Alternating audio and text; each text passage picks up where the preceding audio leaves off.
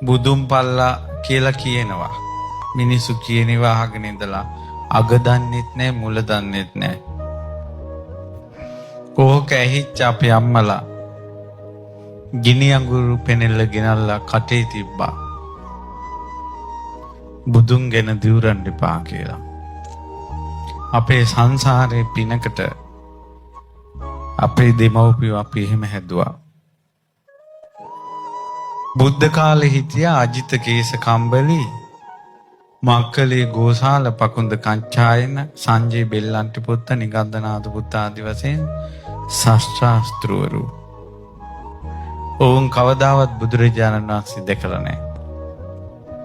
ඔවුන් ඉතාමත් ඈත සංසාරේ බුදුරජාණන් වහන්සේගේ නමට දිවුරපු අය. බුදුන් පල්ලා කියලා බොරුවට දිවුරන අයට බුදුරු දකින්න බෑ. සසර